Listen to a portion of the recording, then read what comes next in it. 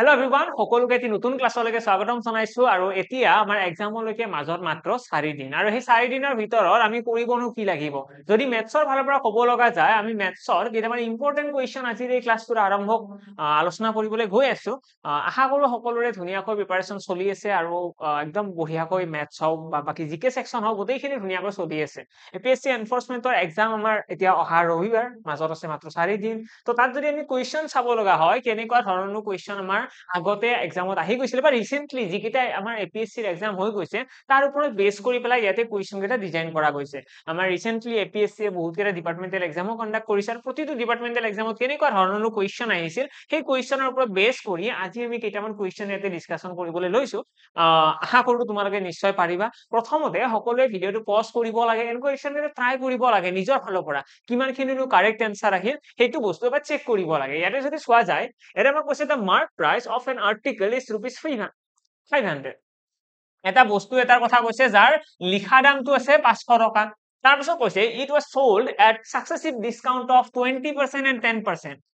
successive ৰেহাই successive discount মানে হয় কি successive discount বুলি কোৱাৰ লগে লগে আমি সকলোৱে জানো যে ক্ৰমাগত ৰেহাই আৰু ক্ৰমাগত ৰেহাইৰ ক্ষেত্ৰত আমি ধুনীয়াকৈ এটা ফৰ্মুলা ইউজ কৰিব পাৰো ডিসকাউন্টৰ ক্ষেত্ৰৰ ফৰ্মুলা কি আছিল a + b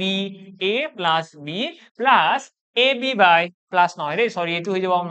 minus ab by 100 তো এইটো আছিল আমাৰ ডিসকাউন্টৰ ফৰ্মুলা যদি সাকসেসিভ ডিসকাউন্টৰ কথা কয় আমি এই ফৰ্মুলাটো ধুনীয়াকৈ ব্যৱহাৰ কৰিব পাৰো যত আমাৰ a ৰ ভ্যালু আহিব 20 b ৰ ভ্যালু আহিব আমাৰ 10 আৰু এইখিনি ডাটা ইয়াতে পুট কৰিলে কি হ'ব 20 + 10 30 30 মাইনাস কি হ'ব 20 10 গুণ 200 200 এখৰে কাটিলে 2 আহিব অৰ্থাৎ 28% আমি গম পাই গলো যে ডিসকাউন্ট কিমান হৈছে টোটাল ডিসকাউন্ট হৈছে 28% আৰু আমাৰ কোৱেশ্চনত কি কৈছে ফাইন্ড দা সেলিং প্ৰাইস আৰু সেলিং প্ৰাইস কি হ'ব যদি 500 টকা বস্তুৰ দাম হয় সেই 500 টকাত কিমান পার্সেন্ট ডিসকাউন্ট দিব ডিসকাউন্ট আমি দিব লাগিব 28% 28% ডিসকাউন্ট দিয়া মানে সেলিং প্ৰাইস কিমান হ'ব যদিহে বস্তুটোৰ যদি আমি কস্ট প্ৰাইসটো 100% বুলি ধৰি লও তেতিয়ালে সেলিং প্ৰাইস 72% নহব জানো নিশ্চয় হ'ব কাৰণ ইয়াৰে পৰা আমি 28% এটা বিয়োগ কৰি দিম কাৰণ 28% টো ডিসকাউন্ট হল তো আমি গম পাই গলো যে বস্তুৰ সেলিং প্ৰাইস হ'ব 72% অৰ্থাৎ কাৰেক্ট আনসাৰটো উলিওৱাৰ কাৰণে আমি কি কৰিব লাগিব 500 into 72 divided by 100 আশা কৰো আনসাৰ সকলোৰে আহিছে সকলোৰে এইখিনিলৈকে কাৰেক্ট আনসাৰ আহি আছে একদম সিম্পল কোৱেশ্চন হৈ গল এতিয়া 0 0 কাট কৰি দিয়া 5 এৰে পূৰণ কৰি দিয়া 0 আহি গল আৰু ইয়াতে আহি গল 36 360 rupees will be our selling price আশা কৰো ক্লিয়াৰ যদি সকলোৰে আনসাৰ আহিছে যদি বুজি পালা তেতিয়ালে ভিডিওটো লাইক কৰি দিবা দেই যদি বুজি পাইছা নেক্সট কোৱেশ্চনৰ ফালে আইছো এটো কোৱেশ্চন এটা খুব সহজ কোৱেশ্চন এটা এক্সামত আহিছিল ৰিসেন্টলি আমাৰ এপিএসসি হৈ যোৱা এটা এক্সামত তাৰ আমাক কৈছিলে 1/3 অফ 1206 মানে কোৱেশ্চনটো যদিও ইমান ছুটি কোৱেশ্চন ইমান সহজ নহয় আমি যদি ভালদৰে কোৱেশ্চনটো নপঢ়ো তেতিয়া হলে আমাৰ কোৱেশ্চনটো ভুল হোৱাৰ চান্স খুব বেছি আছিল ইয়াতে আমাক কৈছে 1/3 অফ 1206 1206 1/3 অফ মানে পূৰণ হয় নে নাই 1206 এই বস্তুখিনি is what percentage of 134 এই বস্তুখিনি 134 ৰ কিমান শতাংশ মানে এইখিনি বস্তু 134 ৰ কিমান শতাংশ দ্যাটস ইট এইখিনি তোমালোকে এটা সলভ কৰিব লাগে এটা এটো যদি আমি সলভ কৰিবলৈ যাও 3 ৰে কাটি দিয়া 3 4 গুণ 12 0 3 2 গুণ 6 402 আহি গল দেন আমি আকৌ কিৰে কাটিব পাৰিম 4 ৰে কাটিব পাৰিম জানো 4 ৰে নাযাব চাগে 2 ৰে কাটি দিয়াচোন 2 ৰে কাটিলে দেখিম 2 6 গুণ 12 1 থাকি গল 14 হৈ গল 2 7 গুণ 14 67 আহি গল 2 ৰে এটো কাটি দিয়া 50 তাৰ পিছত আমি এটো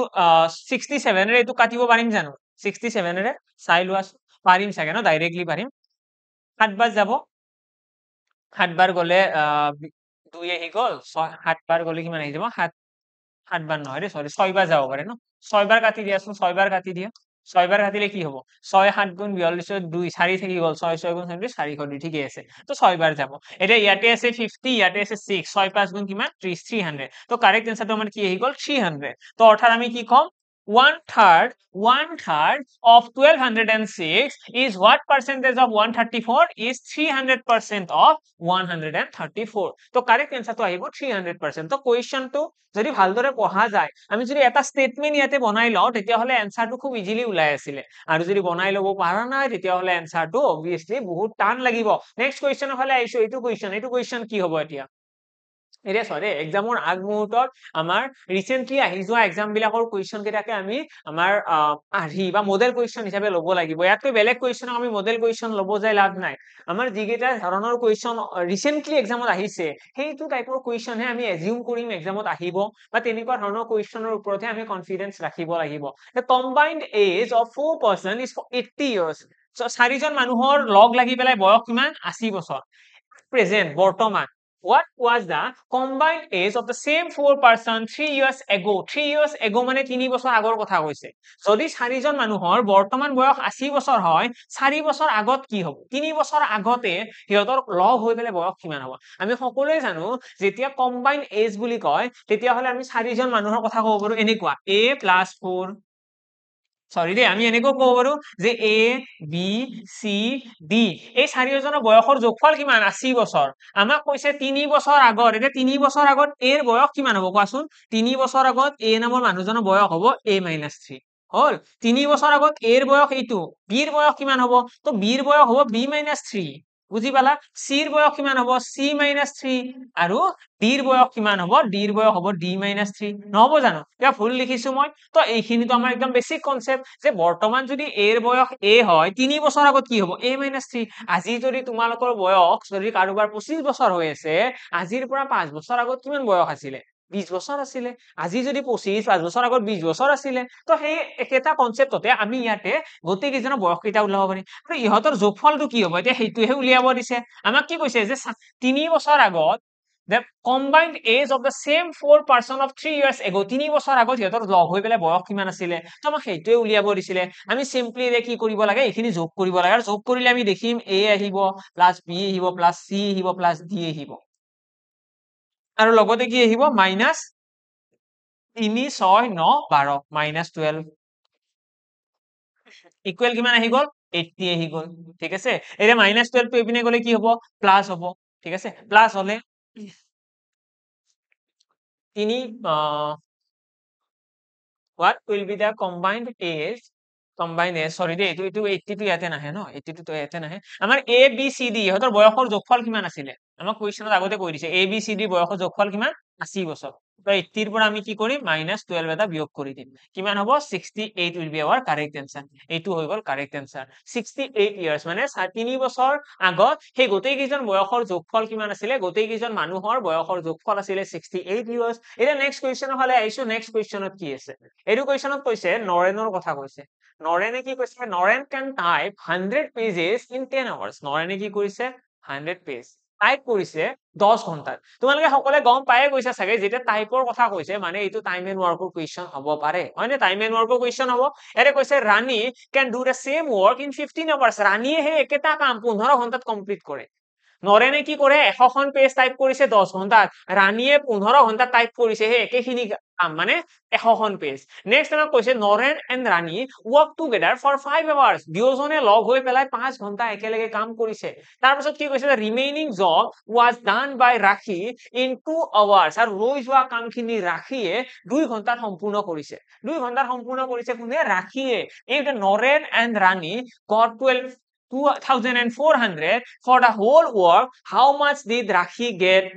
for the work done by her? ৰাখিয়ে কিমান টকা পাব? যদি নৰেন আৰু ৰাণীয়ে কিমান টকা পায় আমাক কৈ দিছে, তেতিয়াহ'লে ৰাখিয়ে কিমান টকা পাব সেইটো আমাক উলিয়াব দিছে। এই কুৱেশ্যনটো টাইম এণ্ড ৱৰ্কৰ যদিও হয় ইমান বেছি সহজ নহয়। এপিএছচি আফটাৰ অল এপিএছচিৰ এক্সাম, কিবা নহয় কিবা এটা অলপমান ক্ৰিটিকেল থাকিব। তো এই কুৱেশ্যনৰ প্ৰথমতে আমি টাইম এণ্ড ৱৰ্কৰ বেছিক ফাণ্ডামেণ্টেল ইউজ কৰি পেলাই কুৱেশ্যনটো সলভ কৰিবলৈ চেষ্টা কৰিব লাগিব। আমি কি কৰিম? এতিয়া এই 100 পেজটো বৰ্তমান গুৰুত্ব নিদিও, এইটো যদি পিছত প্ৰয়োজন হয় আমি ইউজ কৰিম। আমি ইয়াতে লিখিলো যে নৰেনে এটা কাম কৰিব পাৰে 10 ঘন্টাত, ঠিক আছে? ৰাণীয়ে সেই একেটা কাম কৰিব পাৰে 15 ঘন্টাত, হ'ল। তাৰ পাছত আমি ইহঁতৰ যদি ইহঁতৰ এলচিএম লওঁ, এলচিএম কিমান আহিব? 30। তো ইয়াৰে পৰা আমি ইহঁতৰ এফিচিয়েন্সি ওলাব পাৰিম যে নৰেনৰ এফিচিয়েন্সি 3, ৰাণীৰ এফিচিয়েন্সি 2, হ'ল। তাৰ পাছত আমাক কৈছে যে নৰেন আৰু ৰাণীয়ে লগ হৈ পেলাই 5 ঘন্টা একেলগে কাম কৰিব। 5 ঘন্টা সিহঁতে যদি একেলগে কাম কৰে কিমানখিনি কাম হ'ব চোৱাচোন। ইয়াতে 3 2 5 হল এদিনত মানে 5খন কাম হ'ব বা 1 ঘন্টাত 5খনকৈ কাম হ'ব 1 ঘন্টাত 5খন কাম হলে 5 ঘন্টাত কিমানখন কাম হ'ব 5 ঘন্টাত 25খন কাম হ'ব আৰু 25খন কাম যদি হৈ যায় তেতিয়ালে কিমানখন কাম ৰৈ যাব 25খন কাম হৈ গলে মাত্ৰ 5খন কাম ৰৈ যাব আৰু এই ৰৈ যোৱা কামখিনি কোনে 2 ঘন্টাত কৰে ৰাখিয়ে 2 ঘন্টাত 5খন কাম কৰে মানে ৰাখিৰ এফিচিয়েন্সি কিমান 2 ঘন্টাত 5খন কাম কৰে মানে ৰাখিৰ এফিচিয়েন্সি হৈছে 2.5 এইটো হৈছে ৰাখিৰ এফিচিয়েন্সি তো আমি এতিয়া গম পাই গলো যে নৰেনৰ এফিচিয়েন্সি হৈছে 3 এইটো এইটা এফিচিয়েন্সি দেই নৰেনৰ এফিচিয়েন্সি 3 তাৰপৰা ৰাণীৰ এফিচিয়েন্সি কিমান ৰাণীৰ এফিচিয়েন্সি হৈছে 2 আৰু ৰাখিৰ এফিচিয়েন্সি হৈছে ৰাখিৰ 2.5 এই তিনিওজনৰ আমি এফিচিয়েন্সি গম পাই গলো এতিয়া আমি এইকেইটাক যদি দশমিকৰ পৰা নোহোৱা এইটো সাপোজ দশমিক আছে এইটো নোহোৱা কৰিব লাগে তো তোমালোকে এইকেইটা দুগুণো কৰিব পাৰা ঠিক আছে গোটেইকেইটা দুগুণ কৰি দিলে হ'ল দশমিকটো নোহোৱা হৈ যাব আৰু নকৰিলেও কথা নাই বাৰু এতিয়া আমাক কৈছে যে নৰেন আৰু ৰাণীয়ে কিমান টকা পাইছে 2400 for the whole work Naren আৰু ৰাণীয়ে 2400 টকা পাইছে আৰু এই 2400 টকাটো কাৰ সমান এই 2400 টকাটো ইহঁতে যিমানখন কাম কৰিছে হিৰ কাৰণে দিছে মই টাইম এণ্ড ৱৰ্ক যেতিয়া কৰাইছিলো যিসকলে এপত হওক বা ইউটিউবত মোক ফলো কৰিছিলে সিহঁতে গম পায় যে আমি যেতিয়া পইচা দিম টাইম এণ্ড ৱৰ্কত পইচা সদায় টোটেল ৱৰ্কৰ ৰেসপেক্টতহে ভগোৱা হয় টোটেল ৱৰ্কৰ ৰেসপেক্টত মানে কিমান কাম কৰিছে তো ইয়াতে আমাক কৈছে নৰেন আৰু ৰাণীৰ কথা নৰেন আৰু ৰাণীয়ে কাম কৰিছে কিমান 25খন হয়নে নাই নৰেন আৰু ৰাণীয়ে 25খন কাম কৰিছে অৰ্থাৎ 25খন কামৰ কাৰণেহে 2400 টকা দিছে বুজি পালা তো আমি লিখিম কি যে 25খন কামৰ কাৰণে পইচা দিয়ে 2400 অৰ্থাৎ এখন কামৰ কাৰণে কিমান পইচা দিব এখন কামৰ কাৰণে 25 ৰে হৰণ কৰি দিয়া 2400ক যেতিয়া 25 ৰে হৰণ কৰা যাব কিমান বাৰ যাব 9 বাৰ যাব 9 বাৰ হলে 225 হৈ গল 225 হলে কিমান ৰব 30 40 15 150 অৰ্থাৎ 150 হলে 6 96 অৰ্থাৎ এক ৰেশিও সমান অৰ্থাৎ এখন কাম কৰিলে পইচা পাব 96 টকা বুজি পালা এখন কাম কৰাৰ হয় 96 रुपीस পায় এতিয়া আমাক কৈছে ৰাখিয়ে কিমান টকা হ'ব ৰাখিয়ে কাম কিমানখন কৰিছে 5খন কাম কৰিছে 5খন কামৰ কাৰণে কিমান টকা হ'ব 5 ৰে পূৰণ কৰি দিয়া 96 96 ৰ লগত যেতিয়া তোমালোকে 5 এটা পূৰণ কৰিবা কাৰেক্ট আনসাৰটো ওলাই আহিব অৰ্থাৎ 6 5 গুণ 30 9 5 গুণ 45 3 48 480 रुपीस অৰ্থাৎ ৰাখিয়ে পইচা পাব 480 টকা ঠিক আছে এটা তোমালোকে এইটো কোৱেশ্চনত গম পাই গলা যে এই 100 পেজ শব্দটো ব্যৱহাৰে নহল এই বস্তুটো দিছিলে অকল কনফিউজিংৰ কাৰণে তো আমি এনেকুৱা ধৰণৰ বস্তুবিলাক ইগনোৰ কৰিব জানিব লাগিব তাৰ কাৰণে কি লাগিব প্ৰেক্টিস লাগিব আজিৰ এই ক্লাছটো তোমালোকে এইটো কথা গম পালা যে টাইম এণ্ড ৱৰ্কৰ যদি এনেকুৱা কোৱেশ্চন আহে দুই এটা কোৱেশ্চন এনেকুৱাও থাকিব যত দুই এটা ডাটাৰ আমাক প্ৰয়োজন নাথাকে দুই এটা ডাটা আমি ইউজ কৰিবই নালাগে আমাৰ অটোমেটিক্যালি আনসাৰটো ওলাই আছিলে তো আমি বেছি মাথা মাৰি নাথাকো এইকেইটা কোৱেশ্চনত ঠিক আছে তো আমাৰ কাৰেক্ট আনসাৰটো আহি গল 480 rupees নেক্সট কোৱেশ্চনৰ ফালে আহিছো এইটো কোৱেশ্চন এটা কি কৈছে the average of the first 199 natural number is প্ৰথম 199 টা স্বাভাৱিক সংখ্যাৰ এভাৰেজ কি হ'ব খুব ইম্পৰ্টেন্ট কোৱেশ্চন আৰু এই কোৱেশ্চনটো মই তোমালোকক হোমৱৰ্ক দিলো সকলোৱে ট্ৰাই কৰিবা মোৰ হিচাপত এইটো কোৱেশ্চনৰ আনসাৰ তোমালোকৰ আহিব লাগে বৰ বেছিটো উইদিন 3 সেকেন্ড 3 সেকেন্ডৰ ভিতৰত এইটো কোৱেশ্চনৰ আনসাৰ আহিব লাগে নেক্সট কোৱেশ্চনৰ ফালে আহিছো এইটো কোৱেশ্চন ইয়াতে কি কৈছে the cost of an article was ₹100 এটা বস্তু এটাৰ আৰ্টিকেল এটাৰ কস্ট প্ৰাইস আমাক দিয়া আছে 100 the cost was first increased by 40% প্ৰথমতে সেই বস্তুটোৰ কষ্টটো কি কৰা হৈছে 40% বঢ়াই দিয়া হৈছে and then কি কৰা হৈছে and subsequently the cost was reduced by 40% okay then প্ৰথমতে আমাক কৈছে বস্তু এটা দামটো 40% বঢ়াই দিছে 40% ইনক্ৰিজ কৰিছে আৰু তাৰ পাছত 40% ডিক্ৰিজ কৰিছে আমাক এতিয়া কৈছে the current cost of the article is বৰ্তমান বস্তুটোৰ কষ্ট কিমান চোৱা এটো এনেকুৱা ধৰণৰ কোৱেশ্চন সলভ কৰাৰ কাৰণে বহুত মেথড আছে কিন্তু সকলোতকৈ ইজিয়েষ্ট ওয়েটো হৈছে আমি কন্টিনিউয়াস ওয়েট ক্যালকুলেশনটো কৰি যাও আমাক কৈছে এটা বস্তুৰ দাম আছিল 100 টকা সেই 100 টকাৰ বস্তুটো কি কৰিছে 40% দাম বঢ়াই দিছে মানে কি কম আমি যে 100 টকা দাম আছিল ইয়াৰে বৰ্তমান এতিয়া 40 টকা বঢ়াই দিছে মানে 140% হয়নে 140% বঢ়োৱা মানে কি ইনক্ৰিমেন্ট মানে কি যদি মই কও কিবা এটা বস্তু 20% বঢ়াই দিছে তাৰ অৰ্থ হৈছে 100 ৰ পৰা 120 হৈছে মানে 120% তো ইয়াতেও আমি তেনেকুৱা কনসেপ্টে ইউজ কৰিম আমি লিখিছো 100 ৰ পৰা 40% ইনক্ৰিজ হৈছে মানে 140% আৰু এই বস্তুখিনিত এতিয়া এইটো হৈছে ইনক্ৰিমেন্ট তাৰ পাছত কি কৈছে যে 40% কমাই দিছে মানে এইবাৰ কি হ'ব এইবাৰ এইখিনি বস্তুৰ যেটো ইনক্ৰিজ হৈছে এইটো নতুন বস্তু ন ইনক্ৰিজ হোৱাৰ পাছত এইটো এই বস্তুটোৰ 40% কমাই দিছে মানে 60% বুজি পালা আশা কৰো ক্লিয়াৰ সকলোৰে এতিয়া জাস্ট এইটো লাইন আমি সলভ কৰিব লাগে অটোমেটিক্যালি কাৰেক্ট আনসাৰটো ওলাই আহিব তো আমি সলভ কৰাৰ কাৰণে কি কৰিম এটা আছে 140% তোমালোকে যদি 100 টো তলত আনিও দিয়া তেতিয়াহলে এইটো 140 আহিব 140 ইনটু এইটো 60% মানে কিমান হ'ব 60 ডিভাইডেড বাই 100 ইয়াতে তোমালোকে দেখিয়ে পাইছা চাগে শূন্য কেইটা কাট হৈ যাব 14 6 গুণ কিমান হ'ব 84 ঠিক আছে 84 তো 84 আমাৰ কাৰেক্ট आंसर আহি গল এইটোৱে হৈ গল আমাৰ কাৰেন্ট কস্ট অফ দা আৰ্টিকেল বৰ্তমান বস্তুটোৰ দাম কিমান 84 টকা হৈ গল বৰ্তমান দাম তো আগতে আছিল 100 তো এতিয়া কি হল কমি গল আগৰ তুলনাত বহুতখিনি দাম অৰ্থাৎ ভালোখিনি দামে কমি গল আগতে বহুত আছিল এতিয়া বহুত দাম কমি গল ঠিক আছে আশা কৰো বুজি পালা সকলোৱে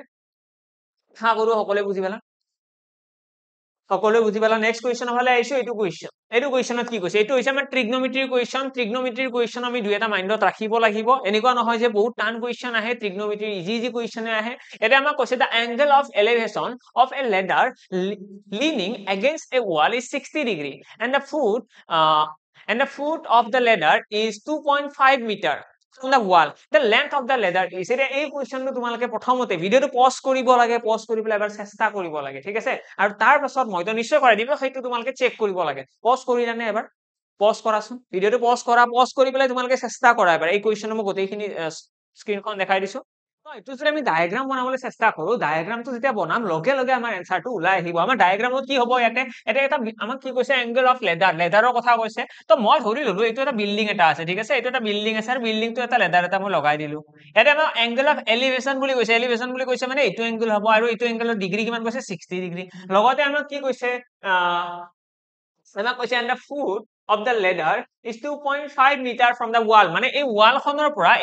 পৰা কিমান দূৰত আছে 2.5 মিটাৰ ডিসটেন্সত আছে আমি সকলোৱে জানো যে ট্ৰিগনোমেট্ৰি ব্যৱহাৰনো কিয় কৰা হয় ট্ৰিগনোমেট্ৰি ব্যৱহাৰ এই কাৰণে কৰা হয় ইয়াতে আমাক এটা এংগল আৰু এটা সাইডৰ লেন্থ দিয়া থাকিলে আমি যিকোনো এটা সাইড উলিয়াব পাৰো ইউজিং ট্ৰিগনোমেট্ৰি আমাৰ যিকেইটা ৰেশিও থাকে ইয়াতে কৈছে দা লেন্থ অফ দা লেডাৰ মানে আমাক এই লেডাৰটোৰ লেন্থ সুধিছে আমাক এইখিনি ডিসটেন্স সুধিছে অৰ্থাৎ আমি কি কৰিব লাগিব আমি যদি এইটোক ABC ট্ৰায়াঙ্গেল বুলি কওঁ আমি এইটোৰ হাইপোটেনাস আৰু বেছৰ লগত ৰিলেশন থকা হে ৰেশিওটো ব্যৱহাৰ কৰিব লাগিব হাইপোটেনাস আৰু বেছৰ লগত ৰিলেশন কোনটোৰ আছে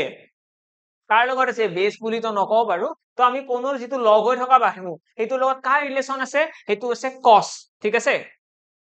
cos 60 ডিগ্ৰী যদি মই cos 60 ডিগ্ৰী লৈ লও cos 60 ডিগ্ৰী মানে কি হয় cos 60 ডিগ্ৰী মানে হৈছে কোনৰ লগত লগ হৈ থকা বাহু এটা সাইড মানে ইয়াতে আহিব BC ডিভাইডেড বাই অপোজিট সাইড বা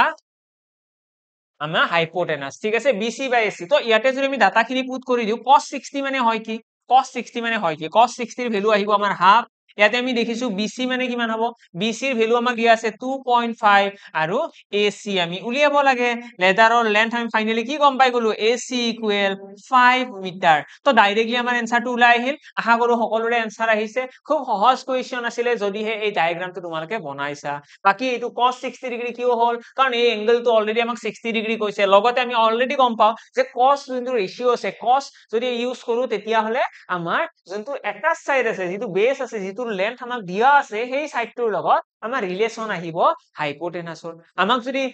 ওয়ালখনৰ হাইট সুধিলে হেতেন তেতিয়াহলে আমি sin থিটা ললো হেতেন আমাক যদি sin থিটা নহয় দেই আমাক যদি ওয়ালখনৰ কথা সুধিলে হয় আমি তেতিয়াহলে tan থিটা ললো হেতেন হয়নে tan থিটা লব লাগিল হেতেন আৰু যদি আমাক বেলেগ কিবা ডাটা দিলে হেন তেনে সেইটো ৰেসপেক্টত আমি বেলেগ ডাটা লব লগা হ'ব পাৰে আৰু আমি ইয়াতে cos 60 ডিগ্ৰী নলৈ পেলাই আমি যদি sec 60 ও লও তেতিয়া আমাৰ চিন্তা নাই আমাৰ आंसर আহিব sec 60 ডিগ্ৰী তো আমাৰ ইহত দুটাৰে ৰিলেশন আহে আশা কৰো সকলোৱে ধুনিয়াকৈ বুজি পালা নেক্সট কোৱেশ্চনৰ ফালে আহিছো এইটো কোৱেশ্চন আৰে কি কৈছে A and B together can complete a job in 10 days A আৰু B এ লগ হৈ পেলাই এটা কাম 10 দিনত সম্পূৰ্ণ কৰে B alone complete same job in 15 days B এ অকলে কামটো কিমান দিনত কৰিব 15 দিনত কৰিব in how many days A alone would complete the job কিমান দিনত A অকলে কামটো সম্পূৰ্ণ কৰিব এইটো হৈছে আমাৰ কোৱেশ্চন কি হ'ব এইটো आंसर কেনেকৈ সলভ কৰিম আমি তো এইটো কোৱেশ্চনৰ কাৰণে আমি যদি ইয়াতে চাও আমাক কৈছে A আৰু B দুয়ো লগ হৈ পেলাই কিমান দিনত কৰিব 10 দিনত কৰিব B অকলে কিমান দিনত কৰিব 15 দিনত কৰিব ইহতৰ আমি LCM লৈ দিম 30 আহি যাব 10 ৰে কাটি দিয়া 3 আহি গল 15 ৰে কাটি দিয়া 2 আহি গল আমি যদি ইয়াতে ভালদৰে মন কৰো আমি দেখা পাম যে A আৰু B দুইটাৰ এফিচিয়েন্সিৰ সাম যেটো আছে যোগফল সেই যোগফলটো হৈছে 3 আৰু তাৰ ভিতৰত B ৰ অকলে এফিচিয়েন্সি হৈছে 2 যদি বিৰ এফিচিয়েন্সিৰ কথা কওঁ only বিৰ এফিচিয়েন্সিৰ কথা ক'লে আমি ইয়াতে দেখিবলৈ পাইছো only 2 বিৰ এফিচিয়েন্সি কিমান 2 আছে এটা এৰ এফিচিয়েন্সি আমি এনেকুৱা কি ৰাখিম যাতে ইহতৰ যোগফলটো 3 হয় কি ৰাখিম obviously answer আহিছে 1 ৰাখিব লাগিব তো আমি এৰ ভ্যালুটো ৰাখিম 1 অৰ্থাৎ এৰ আমি এফিচিয়েন্সি গম পাই গলো কোৱেশ্চনত সুধিছেনো কি in how many days a alone would complete the work তো 1 এৰে ডিভাইড কৰি দিয়া 30 days কাৰেক্ট आंसर আমাৰ অটোমেটিক্যালি ওলাই আহি গল 30 দিনত এ নামৰ মানুহজনে অকলে কামটো সম্পূৰ্ণ কৰিব নেক্সট কোৱেশ্চনৰ ফালে আইছো এটো কোৱেশ্চন খুব ইন্টাৰেস্টিং কোয়েশ্চন দেখিবলে প্ৰতিটো কোয়েশ্চনে বহুত টান কিন্তু যেটা কোয়েশ্চন ভালদৰে পঢ়া যায় আমাৰ অটোমেটিক্যালি কাৰেক্ট आंसरটো ওলাই আহে এটা আছে certain amount increase is by 50% in 5 years এটা সিম্পল ইন্টাৰেস্টৰ কথা কৈছে এটা সাৰ্টেন অ্যামাউন্টৰ কথা কৈছে যেটো 5 বছৰত 50% বৃদ্ধি হৈছে 5 বছৰত যদি 50% বৃদ্ধি হয় ইয়াৰ মিনিং কি 5 বছৰত যদি 50% বৃদ্ধি হয় ইয়াৰ মিনিংটো হৈছে 1 বছৰত 10% বাঢ়িছে নহয় জানো কাৰণ simple interest every year same থাকে অর্থাৎ এই রেট অফ ইন্টারেস্ট আমি গম পাই গলো রেট অফ ইন্টারেস্ট কিমান রেট অফ ইন্টারেস্ট হৈছে 10% ঠিক আছে আমাক কৈছে what would have been the compound interest earned compound interest কিমান হ'ব 2 বছৰত for an amount of rupees 10,000 10,000 টকাৰ 2 বছৰত compound interest কিমান হ'ব at the same rate of interest same rate মানে এইটো 10% if the interest is compounded যদি interest compound হয় annually মানে প্ৰতি বছৰে compound interest আহিলে কিমান টকা আহিব তো তাৰ কাৰণে আমি কি কৰিম ফৰ্মুলা ইউজ কৰিব পাৰা নহলে তোমালোকে কি কৰিব পাৰিবা আইদাৰ ফৰ্মুলা ইউজ কৰিব পাৰিবা নহলে তোমালোকে 10,000 ৰ পৰা তোমালোকে ডাইৰেক্টলি সাকসেসিভ কেস ইউজ কৰিব পাৰিবা নহলে নেট এফেক্টৰ ফৰ্মুলা ইউজ কৰিব পাৰিবা a + b + ab by 100 ইয়াৰে তোমালোকে a আৰু b এই দুইটাৰে ভ্যালু তোমালোকে 10 লৈ লোৱা কাৰণ 10% ৰেট অফ ইন্টাৰেস্ট ন 10% ৰেট অফ ইন্টাৰেস্ট আৰু এইখিনি সলভ কৰিলে দেখিবা 21% আহিব অৰ্থাৎ আমি কৰিব কি লাগে 10,000 টকাৰ আমি 21% টো উলিয়াব লাগে সেইটোৱে হৈ যাব আমাৰ কম্পাউণ্ড ইন্টাৰেস্ট ঠিক আছে আমাৰ সেইটোৱে উলিয়াব দিছে নে কম্পাউণ্ড ইন্টাৰেস্ট কিমান টকা আহিব সেইটোৱে তো আমি 10,000 টকা 21% হলে দুটা জিৰো কাট খাই যাব মানে 2100 ঠিক আছে 2100 টকা আমাৰ কাৰেক্ট आंसर আহি যাব এটা তোমালোকে এটা সাকসেসিভ কেসও কৰিব পাৰা 10 ৰ পৰা 11 হ'ব 10 ৰ পৰা 11 হ'ব ঠিক আছে এতে কৰিলে 10 10 গুণ 100 এতে হি গল 11 11 গুণ 121 কাৰণ কম্পাউণ্ড ইন্টাৰেস্ট কি হয় কম্পাউণ্ড ইন্টাৰেস্ট প্ৰতি বছৰে কম্পাউণ্ড হয় ন বাঢ়ি বাঢ়ি গৈ থাকে তো সেইকাৰণে আমি প্ৰথম বছৰৰ কাৰণে এইটো লিখিছো সেকেন্ড ইয়াৰৰ কাৰণে এইটো লিখিছো এই গতিবিলাক ৰেশিও এতে দেখিছো 100 ৰ পৰা 121 হৈছে মানে 21 ৰেশিও বাঢ়িছে অৰ্থাৎ 21 ৰেশিওটোৱে হৈছে কম্পাউণ্ড ইন্টাৰেস্ট ঠিক আছে 21 ৰেশিওটোৱে হৈছে আমাৰ কম্পাউণ্ড ইন্টাৰেস্ট আমি 100 ৰেশিওটো কম্পেয়াৰ কৰিব লাগিব 100 ৰেশিও সমান 10,000 আৰু তাৰ পৰা আমি 21 ৰেশিওৰ ভ্যালুটো উলাই দিব পাৰিম দান আশা কৰো বুজি পালা সকলোৱে ধুনিয়াকৈ দুইটা মেথড ইউজফুল আমাৰ এই যোনটো সাকসেসিভ কেস মেথড আছে বা যোনটো আমাৰ নেট এফেক্টৰ ফৰ্মুলা মেথড আছে এটো বেছি ইজি হয় কম্পাউণ্ড ইন্টাৰেস্ট তুলিবৰ কাৰণে এইটো ক'ব গলে আমি যোনটো সাকসেসিভ ডিসকাউন্ট কৰিছিলো almost similar type of question হয় ঠিক আছে আজি আমি যিমান কেইটা কোয়েশ্চন ট্রাই কৰিলে গোটেইবিলাক কোয়েশ্চনে আগতে আমাৰ ৰিসেন্টলি যিমান এসপিএসসি এক্সাম হৈ গৈছে তাত আহি যোৱা কোয়েশ্চন তো তোমালোকে বেছি চিন্তা কৰিব লগা নাই যে কিবা বেলেগ কোয়েশ্চন আহিব বেছি টাফ কোয়েশ্চন আহিব almost similar type of toughness থাকিব আজিৰ ক্লাছত আমি যেনেকুৱা কোয়েশ্চন ডিসাইড কৰিলো ডিসকাস কৰিলো তেনেকুৱা টাইপৰে কোয়েশ্চন থাকিব আমি আকৌ এটা ক্লাস কৰিম বাৰু আকৌ কেইটামান কোয়েশ্চন ডিসকাস কৰিম আমি মাৰাথন ক্লাস এটাও কৰিম তাত আমি ম্যাথছ আৰু ৰিজনিংৰ অলমোস্ট গোটেই কেইটা চেপ্টাৰৰে টপিক ওয়াইজ কেইটামান সিলেক্টিভ কোয়েশ্চন আলোচনা কৰিবলৈ চেষ্টা কৰিম সোনকালে কৰিম আৰু হেতু লাইভ ক্লাস কৰিম তো যি সকলে নতুনকৈ চাই আছা সকলোৱে চেনেলটো সাবস্ক্ৰাইব কৰি থৈ দিবা লগতে তোমালোকে মোৰ টেলিগ্ৰাম চেনেলটো জয়েন কৰিব পাৰিবা তাত মই ক্লাসটো জয়েন স্টাৰ্ট হোৱাৰ আগত এবাৰ গ্ৰুপত পঠাই দিম ঠিক আছে ম্যাথছ বাই নিৰ্মল স্যাৰ সাৰ্চ কৰিবা ম্যাথছ বাই নিৰ্মল স্যাৰ আৰু তাত আমি কেইটামান টপিক ওয়াইজ কেইটামান ইম্পৰ্টেন্ট কোয়েশ্চন আলোচনা কৰিম টেলিগ্ৰামত মই দি দিম যেতিয়া ক্লাসটো আহিব লাইভ ক্লাস এটেন্ড কৰিম সো কাৰোবাৰ ডাউটস থাকিলে আমি একদম one on one directly solve কৰিব পাৰিম আৰু লগতে যদি কোনোবাই মক টেষ্ট বিচৰা তেতিয়ালে তোমালোকে এপিএসসি এনফোৰ্সমেন্ট ইন্সপেক্টৰৰ কাৰণে ইয়াতে অলৰেডি 5টা ফুল লেন্থ মক টেষ্ট ডিজাইন কৰা হৈছে তো তোমালোকে লব পাৰা এৰ প্ৰাইসটো বৰ্তমান অফাৰ চলি আছে সো 499 নহয় দেই এটো তোমালোকে 299 তে পাই যাবা বৰ্তমান সময়ত যদি তোমালোকে লৈ লোৱা আৰু লগতে কন্টাক্ট নাম্বাৰ তোমালোকে দেখি আছা সাগে স্ক্ৰিনত আহি আছে তো কন্টাক্ট নাম্বাৰত কন্টাক্ট কৰিবা যদি কাৰোবাক প্ৰয়োজন হয় আৰু যদি কোনোবাই পিডিএফ কোৰ্স বিচৰা কাৰণ চোৱা এপিএসসি এনফোৰ্সমেন্টৰ কাৰণে এটা বস্তু মাইন্ডত ৰাখিবা বহুত মানুহে সিৰিয়াসলি পঢ়া নাই বহুত মানুহে পঢ়া নাই তো এক্সামটোত কাট অফ অলপমান মই কৈছো যদি বেছি টান আহে পেপাৰখন বহুত বেছি লো গুচি যাব তো সেইকাৰণে সকলোৱে যি কেজনে ভাবিছা যে মই 2-3 দিনৰ ভিতৰত কভাৰ আপ কৰিব পাৰিম তোমালোকে ধুনিয়াকৈ অলপমান লাগি দিয়া হৈ যোৱাৰ চান্স খুব বেছি আছে কাৰণ ভেকেঞ্চি কম আছে মেক্সিমাম মানুহে ভাবি আছে কি ভেকেঞ্চি কম আছে ক'তনো হ'ব মই নাপাওঁ সকলোৱে সেইটোৱে ভাবি আছে ইভেন যিকেইজনে চাকৰি পাব ন সিহঁতেও পিছত ক'ব লাগিলে তোমালোকে লগ পালে সুধিবা সিহঁতেও ক'ব যে মই ভবা নাছিলো চাকৰি পাম বুলি কাৰণ ইয়াতে নভবা কেইজনে পাব তো সেইকাৰণে কোনো নাভাবিবা যে কোনোবাই ভাবি পেলাই চাকৰি দিব গৈছে ইয়াতে চবে ভাবি আছে যে 7টা ভেকেঞ্চি আছে কোনেনো পাব কিন্তু তাৰে ভিতৰতে কোনোবা এজনে পাব তো নিজকে অলপমান পজিটিভ ৰাখা মই যে সেইজন তাৰে এজন তো সেইটো ভাবি পেলাই অলপমান পঢ়া অলপমান বেছিকৈ কষ্ট কৰি দিয়া এই দুদিন এদিন যিকেইদিন আছে যদি কপালত আছে এইকেইদিনতে ওলাই যাব এক্সামটো ওকে লগ পাম সকলোকে এদিন নতুন ক্লাছত আমি লাইভ ক্লাছত যোনটো মাৰাথন ক্লাছ হ'ব সেইটোত লগ পাম thank you and bye by